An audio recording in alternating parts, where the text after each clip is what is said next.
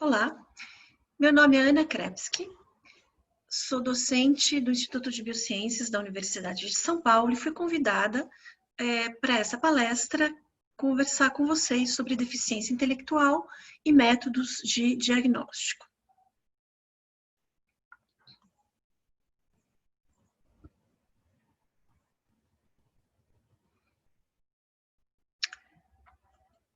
Para começar essa conversa com vocês, eu gostaria de discutir a seguinte questão. Será que existe um gene da inteligência que, quando não funciona direito, causa deficiência intelectual? Será que o ambiente também contribui para a inteligência? Então, eu pretendo explorar nesta conversa um pouco sobre essa relação entre inteligência, deficiência intelectual e fatores genéticos e ambientais. E também dar uma ideia de como seria o diagnóstico da deficiência intelectual, os seus desafios e por que esse diagnóstico molecular da deficiência intelectual seria importante. Albert Einstein, como todos sabem, é considerado um gênio da física. Beethoven, um gênio da música. E Mendel, um gênio da biologia, considerado o pai da genética. Essas pessoas se destacam por apresentarem capacidades especiais em áreas que são muito distintas, música, ciência. E isso porque não existe uma única forma de inteligência. A inteligência, na verdade, é um termo genérico que abrange diferentes habilidades cognitivas, como lógica, memorização, comunicação, aprendizado, resolução de problemas, planejamento e abstração. O que a genética tem a ver com isso? Todos os dados compilados ao longo de anos de estudo dessa característica, inteligência, mostram que é uma característica considerada multifatorial. Então, segue um modelo de herança genético conhecido como multifatorial. O que é esse modelo?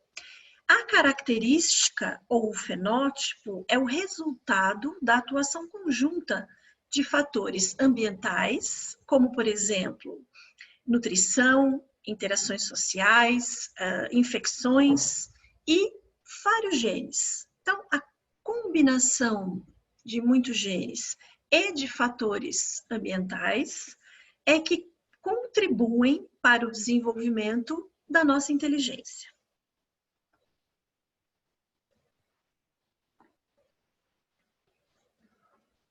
Uma das maneiras mais utilizadas para se avaliar as capacidades cognitivas de um indivíduo é estimar o coeficiente de inteligência, o famoso QI. O resultado do QI é um valor numérico que é obtido a partir da aplicação de vários testes, né, em uma pessoa. Existem várias limitações e críticas, né?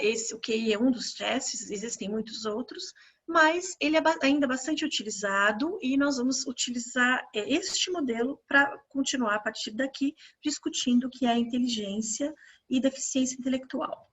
Nessa figura é possível ver que quando se aplica o teste de inteligência à população, existe uma distribuição dos valores obtidos nesse teste, desde os menores valores até os valores mais altos, né? A maior parte das pessoas apresentam resultados de QI entre 70 e 130. E por isso que se considera que indivíduos com mais de 130 no teste de QI seriam chamados superdotados, e os indivíduos que têm esses valores inferiores a 70 seriam classificados, então, como pessoas com deficiência intelectual. Então, a deficiência intelectual reflete a dificuldade em alguma das áreas daqueles diferentes aspectos da nossa inteligência. Nós vamos voltar mais para frente a esse gráfico. Então, o que seria a deficiência intelectual, né? A gente chama genericamente deficiência intelectual várias condições que podem ou não ter outras comorbidades associadas. Quando esse diagnóstico clínico é realizado antes dos 5 anos de idade, se chama globalmente de atraso de desenvolvimento, e a partir dos 5 anos, e quando se desenvolve antes dos 18, isso é chamado de deficiência intelectual. Essa condição atinge em torno de 3% da população mundial e traz um alto custo financeiro, social e emocional, porque afeta tanto os sistemas de saúde quanto as famílias dos indivíduos afetados, já que é uma condição para a qual não há tratamento e irreversível, né? Os tratamentos aplicados aos indivíduos que têm deficiência intelectual são tratamentos direcionados para os sintomas e não para a efetiva melhora e cura dessa condição. Do ponto de vista etiológico, a deficiência intelectual tem causas tanto genéticas quanto ambientais, podendo também resultar de uma combinação desses dois universos, né? E é extremamente importante se realizar o diagnóstico molecular da deficiência intelectual para que se possa fazer o manejo clínico adequado daquele paciente, para que a família possa receber aconselhamento genético com estimativa de risco de recorrência, quer dizer, qual é o risco de que nasça uma outra criança com a mesma característica de deficiência intelectual, e também, quando se identifica a causa dessas condições associadas à deficiência intelectual, é possível avançar na pesquisa e no tratamento da deficiência intelectual. Então, como eu já havia mencionado, as principais causas de deficiência intelectual são um grupo grande de causas genéticas e um grupo grande de causas ambientais. Do ponto de vista ambiental, fatores isolados podem ter um impacto tão importante durante o neurodesenvolvimento que resultam na deficiência intelectual. Isso é o caso de várias infecções pré-natais, o consumo de álcool durante a gestação, que também é uma causa importante de deficiência intelectual, desnutrição materna, fatores associados ao próprio nascimento, como oxigenação insuficiente. E do ponto de vista genético, também existem fatores genéticos que, isoladamente, sozinhos, têm um impacto tão grande a ponto de desenvolver a deficiência intelectual. E aqui nesta tabela, duas dessas condições sobre as quais a gente também vai falar um pouco, são ressaltadas: a síndrome de Down e a síndrome do cromossomo X frágil. Quando a gente volta um pouquinho para aquele gráfico que eu apresentei para vocês, né, sobre a deficiência intelectual, é possível ver que aqui, né, abaixo do QI de 70, a deficiência intelectual pode ser classificada de acordo com diferentes níveis, de leve a moderada e profunda.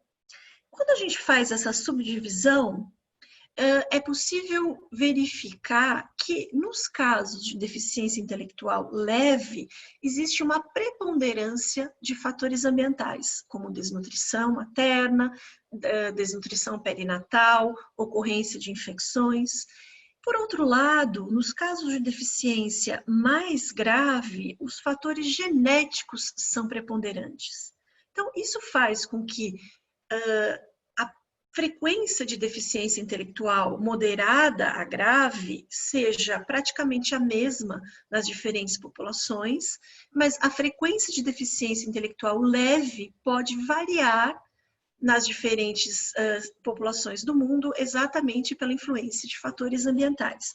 Como vocês podem imaginar, em países com maiores dificuldades socioeconômicas, a deficiência intelectual leve apresenta uma frequência maior do que em países mais ricos.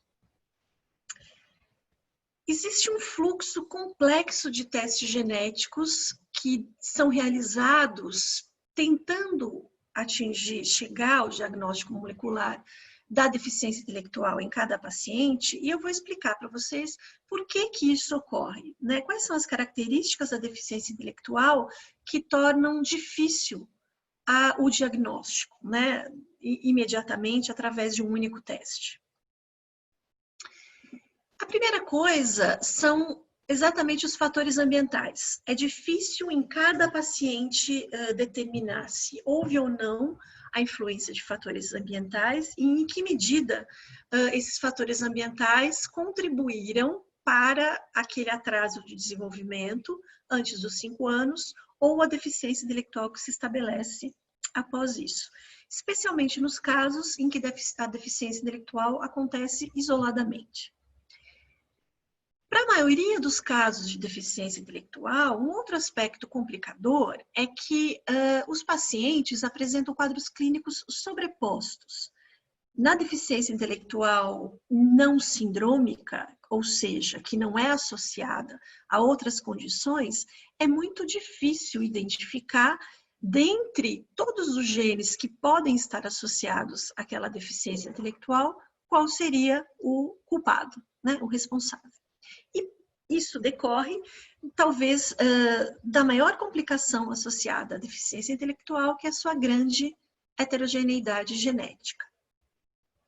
Então, aqui a gente chega na genética da deficiência intelectual, que talvez tenha como principal característica esta alta heterogeneidade. O que isso significa, heterogeneidade genética?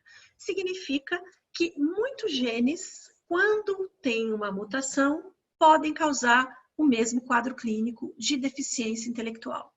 Então, se nós sabemos que o nosso genoma tem 20 mil genes que fazem proteínas, também sabemos, e é possível ver nesse gráfico, no qual estão organizados os cromossomos, né, os nossos 24 tipos de cromossomos, que mutações em mais de 1000 genes diferentes, que são essas setinhas verdes aqui, mostrando onde estão esses genes, podem causar deficiência intelectual.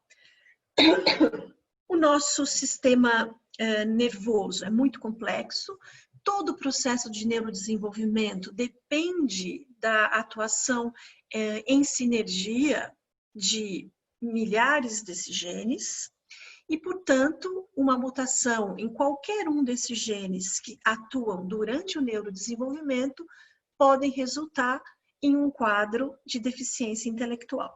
Então, muitos genes podendo causar o mesmo fenótipo é a heterogeneidade genética, e na deficiência intelectual ela é extremamente alta.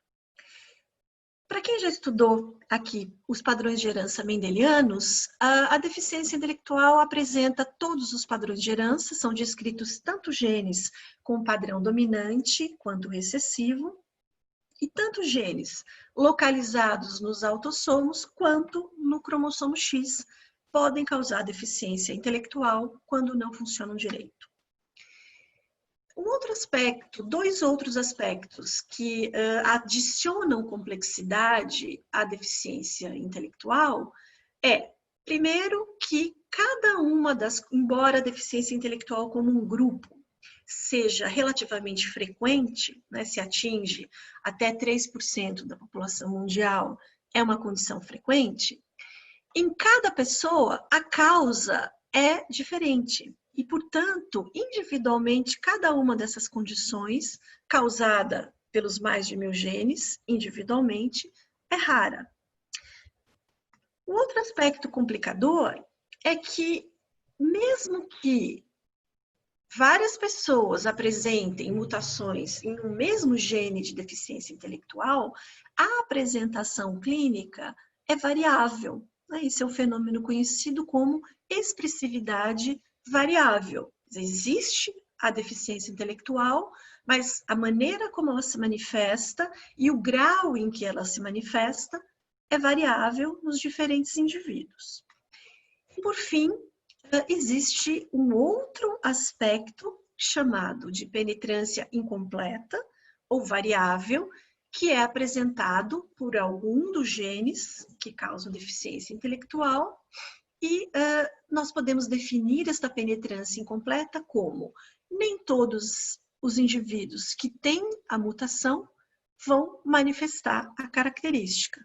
Isso significa que existem pessoas que têm mutações em gene de deficiência intelectual e que não vão apresentar a característica, aqui em cinza, por exemplo. E outras que têm a mesma mutação naquele mesmo gene, aqui em laranja, e que vão desenvolver deficiência intelectual. Então, em combinação, a raridade, a expressividade variável e a penetrância incompleta compõem um cenário que traz bastante dificuldade para que naquele momento que se encontra um paciente com deficiência intelectual, se possa imediatamente imaginar qual seria o gene que causa aquela característica. Se a gente soubesse, encontrando o paciente pelas suas características, qual é o gene, poderia ser testado apenas aquele gene. Mas na maior parte dos casos, isso não é possível. E todas as variantes genéticas conhecidas, alterações de cromossomos inteiros, alterações de pedaços de cromossomos, como as deleções e duplicações, e alterações em genes únicos, né, mudando apenas um nucleotídeo ou poucos nucleotídeos, foram já descritas como mutações que causam deficiência intelectual nos genes de neurodesenvolvimento. Então, também não é possível, inicialmente, com uma única técnica, conseguir investigar todas as variantes genéticas que podem causar a deficiência intelectual. Exatamente por isso, existem várias técnicas que são utilizadas nesse diagnóstico quando se tem um paciente com essa característica. Essas três técnicas são as principais: o cariótipo, a análise cromossômica para o microarranjo, que em inglês, abreviadamente, a gente chama de CNA, e as técnicas baseadas em sequenciamento de DNA. O sequenciamento de DNA mais antigo, que é o sequenciamento Sanger, que depende de haver uma hipótese clínica. Então, eu imagino que é um determinado gene que causa aquela deficiência intelectual e testo só aquele gene, ou o sequenciamento de nova geração, ou sequenciamento massivo paralelo, que permite a investigação de milhares de sequências de DNA simultaneamente, até todo o nosso genoma. Começando pelo cariótipo, o cariótipo, como a deficiência intelectual, como eu mostrei para vocês, tem genes que podem causar a deficiência intelectual espalhados pelo genoma todo, eu preciso, quando eu não tenho nenhuma boa hipótese, de técnicas que me permitam olhar ou investigar o genoma todo de uma única vez. O cariótipo é uma dessas técnicas que nós chamamos de abrangente, né? Que estudam o genoma humano de uma única vez. Essa técnica permite visualizar alterações de DNA de segmentos com mais de 4 milhões de pares de base e permite a identificação de alterações numéricas e estruturais. Né? As estruturais são deleção, duplicação, inversão e translocação. Aqui nós vemos uma dessas alterações numéricas, que é a trissomia do cromossomo 21, 3 cromossomos 21, ou a famosa síndrome de Down. A síndrome de Down, todos vocês conhecem, é causada pela presença de um cromossomo 21 a mais, né? Todos nós temos os nossos cromossomos aos pares. A síndrome de Down, nós temos 3 cromossomos 21 e não 2. E é a causa genética mais frequente de deficiência intelectual. Ela não é herdada, na grande maioria dos casos, em 95% dos casos, essa alteração numérica acontece na formação de um dos gametas, então ela não há possibilidade de recorrência familiar, e ela é bastante frequente. Então, nascem a cada 800 nascimentos de crianças vivas, uma tem a trissomia do cromossomo 21, chamada de síndrome de Down. E um aspecto importante da síndrome de Down é a associação dessa condição com idade materna avançada. Como todos vocês sabem, a partir dos 35 anos existe um acréscimo de risco para a formação de gametas com alterações cromossômicas numéricas e, em especial, a síndrome de Down, que é uma dessas alterações compatíveis com a vida.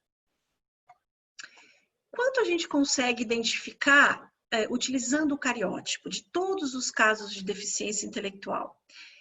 Se a gente excluir a síndrome de Down, que é a maioria dos casos, e que, na verdade, não é preciso cariótipo, né? O diagnóstico pode ser clínico, o cariótipo é importante para o aconselhamento genético.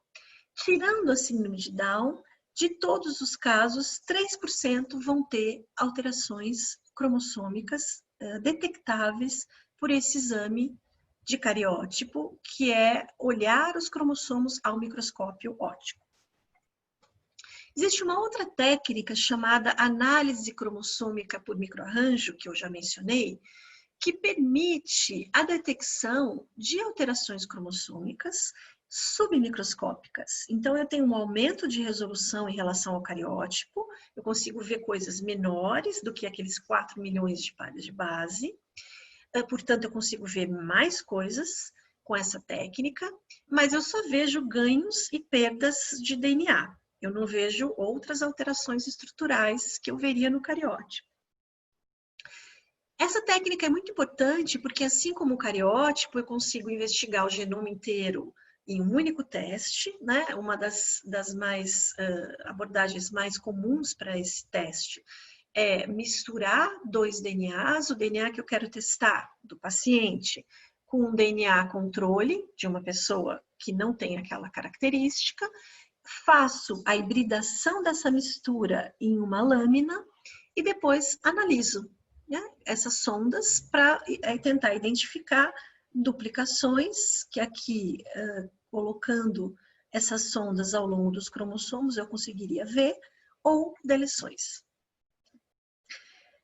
Essa técnica é extremamente importante e foi para o desenvolvimento não só do diagnóstico, mas também da pesquisa, porque é uma técnica que fez a transição daquela análise visual ao microscópio para uma análise baseada em DNA molecular, na qual eu consigo associar a alteração identificada.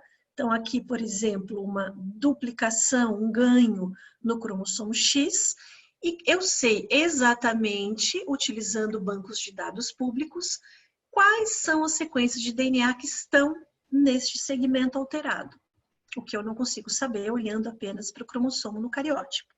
Então, essa técnica dos microarranjos fez esse link entre a citogenética e o molecular, né, permitindo que eu identifique a alteração e quais genes estão alterados, com base nos bancos de dados genômicos.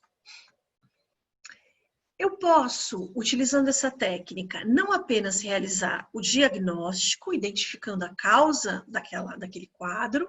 Então, aqui é um casal de irmãos que tem a mesma característica, uma condição clínica que inclui deficiência intelectual. Foi identificado um ganho no cromossomo X por essa técnica.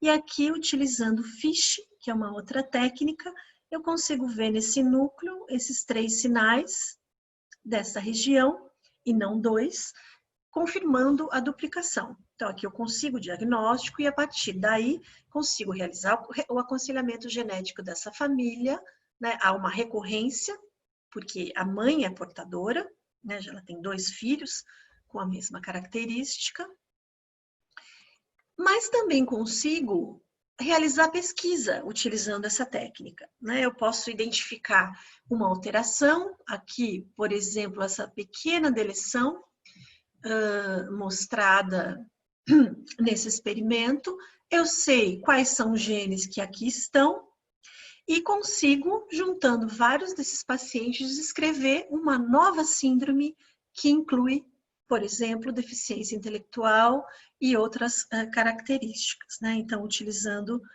essa técnica, muita pesquisa e identificação de novos genes e regiões cromossômicas em associação a fenótipos pode ser realizada. E qual é, então, a eficiência no diagnóstico molecular da deficiência intelectual causada por alterações cromossômicas? Quando eu faço cariótipo, se eu fizer o cariótipo, por exemplo, de 100 pacientes, eu vou ter um resultado positivo para 3 deles. E aí eu vou ter que fazer aquela análise de microarranjo genômico no resto, em 97. Uma outra abordagem seria eu já fazer diretamente o microarranjo genômico nos 100 pacientes. E aí eu já tenho direto uma quantidade de diagnóstico maior, em torno de 15% a 20%. Então, exatamente por ser uma técnica mais eficiente na detecção de alterações cromossômicas do que o cariótipo, atualmente, o estudo por microarranjo genômico é indicado como primeira linha de investigação, tanto para quadros de atraso de desenvolvimento e deficiência intelectual, quanto para anomalias congênitas e transtorno do espectro autista. É claro que isso depende das condições econômicas daquela população. Em países em que o dinheiro não é o limitante, o microarranjo é o primeiro teste indicado para essas condições. Em países em que o dinheiro é um fator limitante na realização de testes genéticos, em geral, ainda se realiza o cariótipo como o primeiro teste, né? Como no Brasil comumente acontece. Mas, atualmente, ao menos os convênios também cobrem a realização de microarranjos genômicos para essas condições aqui indicadas. Então, se a gente pensa em testes genéticos para deficiência intelectual, se eu faço o cariótipo, eu tenho 3% de diagnóstico. Lembrando-se, excluindo síndrome de Down, né, que eu já tenho o diagnóstico porque eu sei identificar pelos sinais clínicos. Pelos microarranjos genômicos, eu consigo um diagnóstico, uma taxa em torno de 20%. O que acontece, então, com os outros 80 pacientes com deficiência intelectual ou atraso de desenvolvimento? Eles continuam sem diagnóstico após a realização desses 2 exames. Aí a gente chega na indicação dos testes genéticos que são baseados em sequenciamento de DNA.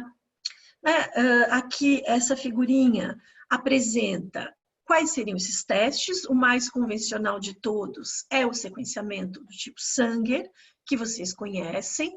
Aqui em cima a gente tem a representação de 3 genes, né? Cada um deles com seus exons, que são essas caixinhas roxas aqui.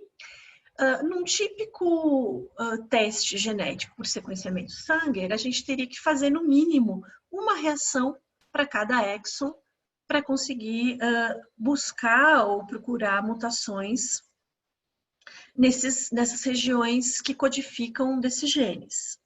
Utilizando as técnicas mais modernas, chamadas de sequenciamento de nova geração, centenas de milhares dessas sequências podem ser estudadas simultaneamente. Então, ou eu capturo as sequências de um grupo de genes que me interessa, eu quero estudar 10 genes e vou fazer o sequenciamento simultâneo dos exons desses genes, ou eu posso, realizando um teste chamado sequenciamento de exoma completo, capturar todas as sequências codificadoras, ou seja, os exons dos 20.000 genes que nós temos no nosso genoma e estudá-los simultaneamente.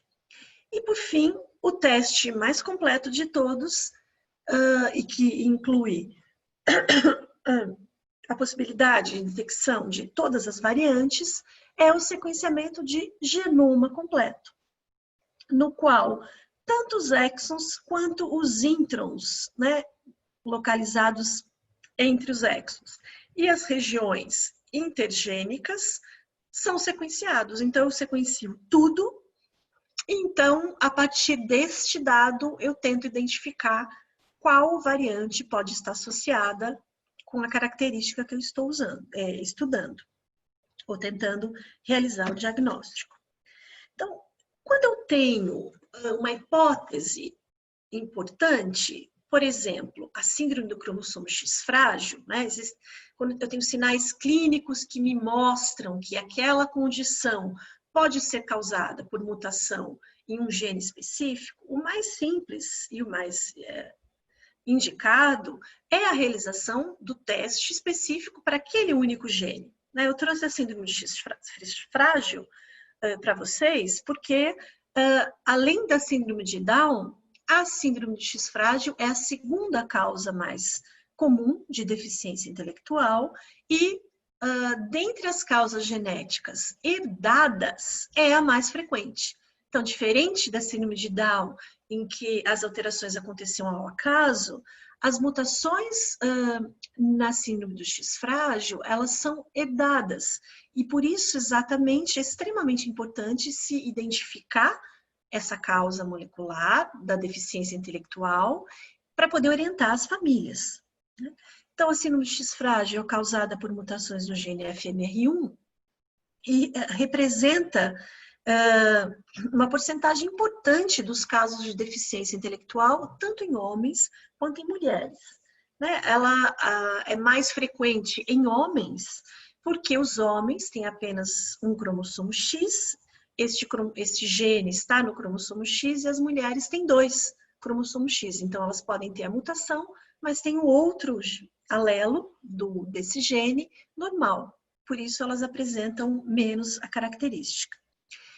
E também decidi mencionar para vocês essa síndrome, porque dentre os sinais clínicos mais importantes dessa condição está o comportamento autista.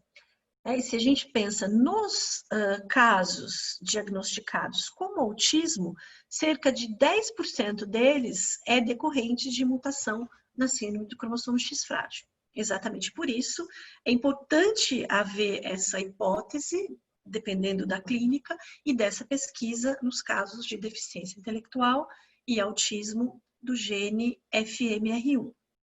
Mas, para a grande maioria dos casos, a gente não tem essa dica, né? A gente não tem essa ideia de qual seria o gene mutado naquele paciente. E a gente também não tem uma ideia de cara de qual é a mutação, que tipo de mutação está causando aquela alteração. É uma mutação que mudou um nucleotídeo? É uma alteração cromossômica? Ou é uma alteração de número de cópias, né, que eu veria usando o microarranjo genômico? Eu não sei, para a grande maioria dos casos. E é por isso que existe uma série de exames que, em geral, é feito em sequência para se tentar chegar a esse diagnóstico, né? Então, se faz vários exames para se conseguir um resultado positivo em algum deles. E o genoma, o sequenciamento de genoma, parece ser exatamente o teste que está vindo e provavelmente irá substituir todos os demais para o diagnóstico genômico, nós diríamos, né, nesse caso, uma vez que é um sequenciamento, é um tipo de exame que permite a detecção de todas aquelas variantes que eu mencionei antes, tanto as mutações de nucleotídeo único, quanto as deleções e duplicações dos microarranjos genômicos, quanto as alterações cromossômicas que seriam detectadas no cariótipo. Então, essa figura aqui eu gosto muito porque ela mostra, de certa forma, como foi a evolução desses testes genéticos desde o primeiro, que seria lá aquele estudo do cromossomo quando não se tinha nem o bandamento, até agora que existe o mais completo de todos, que é o sequenciamento do genoma completo. Então, existe um aumento de resolução, né, no sentido de que quanto mais eu aprofundo e aumento a capacidade de detecção de variantes no genoma de uma pessoa, maior é a probabilidade de que eu consiga encontrar a mutação ou as mutações associadas àquele fenótipo que eu estou estudando, como, por exemplo, a deficiência intelectual. No entanto, existe um aumento correspondente de complexidade, porque aqui no cariótipo eu detecto poucas variantes, só aquelas que são muito grandes, né? Quando eu vou para o exoma, que eu estudo todas as regiões codificadoras, eu identifico mais ou menos 20.000 variantes por pessoa. Então, como eu vou saber, quando eu olho para esse dado, qual é, dentre essas variantes, a que estaria causando o quadro clínico, a deficiência intelectual, né? Esse é o desafio atual desses testes genômicos. E mais ainda quando eu penso no genoma completo, que eu vou chegar a quase 5 milhões de variantes de todos aqueles tipos que eu mencionei para vocês. E que, então, embora eu aumente a minha taxa de diagnóstico conforme eu caminho na complexidade desses testes, cada vez mais se torna difícil a análise desses dados sem uma equipe e sem uma estrutura de bioinformática que nos ajude a identificar quais seriam as variantes que estão causando a doença. Então, esse cartão aqui eu gosto muito, acho muito interessante, né? Mostra os cientistas aqui com 3, o nosso genoma seria como um quebra-cabeça, com 3 bilhões de pecinhas, né? Que são 3 bilhões de nucleotídeos que formam o nosso genoma, e alguém aqui dizendo, bom, eu acho que encontrei aqui uma pecinha do canto, que é como a gente começa a montar os quebra-cabeças, né? Então, essa fase, que é a fase de interpretação das variantes que a gente identifica nesses testes mais complexos, é a mais desafiadora, e a gente ainda, na verdade, não utiliza o sequenciamento de genoma completo, que é o mais moderno, é o último que foi desenvolvido, né, como teste genético. Ele não é utilizado de maneira corriqueira nos laboratórios e nas clínicas de diagnóstico molecular por causa da complexidade dessa análise, né? Ainda se citar o exame mais aplicado genômico é o de exoma. Então, finalizando essa conversa com vocês, eu falei para vocês de cariótipo, microarranjo genômico, exoma, genoma, são todos testes genéticos que podem e são utilizados no diagnóstico da deficiência intelectual. Que teste usar? Depende de várias coisas, depende de se há ou não uma hipótese a priori para ser testada, e aí você utiliza um teste mais simples para testar um ou poucos genes só. Se não existe, depende das características apresentadas por aquele paciente, que pode direcionar ou para o cariótipo ou diretamente para o microarranjo genômico. Né? O microarranjo genômico, lembrando, é um pouco mais caro que o cariótipo, bem mais, em torno de $250. Ou então para o exoma, que é mais caro ainda, em que eu vou estudar todos os 20.000 genes simultaneamente. É um teste disponível em todos os laboratórios clínicos e também utilizado por vários grupos de pesquisa aqui no país e, claro, no mundo todo. E o estudo do genoma completo, que aí aqui já está que seria o teste mais caro de todos, o mais completo, e os dados que vão produzir todo o espectro das variantes genômicas que poderiam estar causando a deficiência intelectual. Então, qual usar? Né? Depende em que contexto a gente está falando. A gente está falando no SUS ou falando numa clínica particular, né? Mas, em geral, a lógica é se realizar o cariótipo, depois o microarranjo genômico e depois o exoma.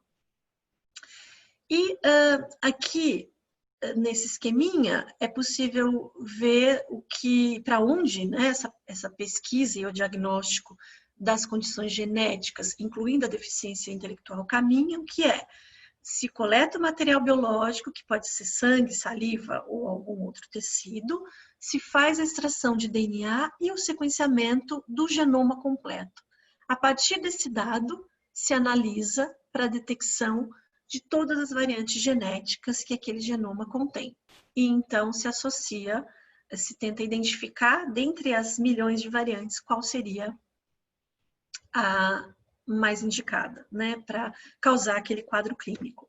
Então, acredito que o sequenciamento de genoma completo é, no final, o teste genômico que vai substituir todos os outros pela qualidade maior, pelo acesso a todas as variantes, e porque mesmo o custo, sendo mais alto, vem sendo continuamente reduzido. Se você quer saber mais sobre deficiência intelectual, eu indico este artigo aqui, que é uma revisão de 2018, muito boa, utilizei algumas imagens desse artigo, e também este artigo publicado na revista Genética na Escola, que foi escrito pelas alunas de pós-graduação do nosso laboratório, a Giovanna e a Laura. Aqui tem o link. Deste artigo eu tirei várias das imagens também utilizadas nessa apresentação para conversar com vocês. Então eu queria agradecer. Aqui é o Instituto de Biociências, né, o Departamento de Genética. Aqui, essa salinha aqui é a minha, do Laboratório de Genética Humana. Se quiserem entrar em contato comigo, com dúvidas, conversas, aqui está. E eu agradeço muito a atenção de vocês e estou aqui agora, ao vivo, disponível para eventuais perguntas que vocês tenham para me fazer.